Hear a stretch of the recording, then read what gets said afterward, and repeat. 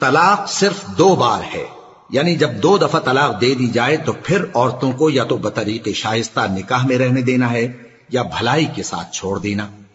اور یہ جائز نہیں کہ جو مہر تم ان کو دے چکے ہو اس میں سے کچھ واپس لے لو۔ ہاں، اگر زن و شوہر کو خوف ہو کہ وہ اللہ کی حدوں کو قائم نہیں رکھ سکیں گے تو اگر عورت خاوند کے ہاتھ سے رہائی پانے کے بدلے میں کچھ دے ڈالے تو دونوں پر کچھ گناہ نہیں۔ یہ اللہ کی مقرر کی ہوئی حدیں ہیں، ان سے باہر نہ نکلنا، اور جو لوگ اللہ کی حدوں سے باہر نکل جائیں گے وہ گناہگار ہوں گے۔ پھر اگر شوہر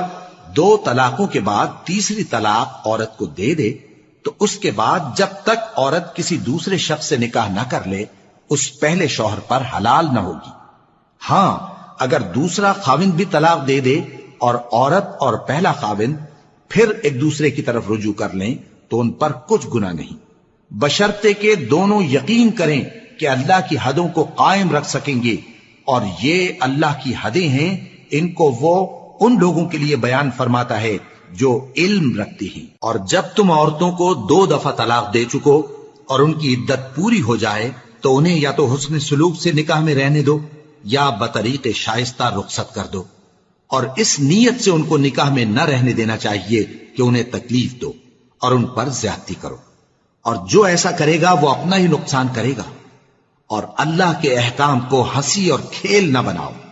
اور اللہ نے تم کو جو نعمتیں بخشی ہیں اور تم پر جو کتاب اور دانائی کی باتیں نازل کی ہیں جن سے وہ تمہیں نصیحت فرماتا ہے ان کو یاد کرو، اور اللہ سے ڈرتے رہو، اور جان رکھو کہ اللہ ہر چیز سے واقف ہے۔ اور جب تم عورتوں کو طلاق دے چکو اور ان کی عدت پوری ہو جائے تو ان کو اپنے شوہروں کے ساتھ جب وہ آپس میں جائز طور پر راضی ہو جائیں نکاح کرنے سے مت روکو۔ اس حکم سے اس شخص کو نصیحت کی جاتی ہے جو تم میں اللہ اور روز آخر پر یقین رکھتا ہے۔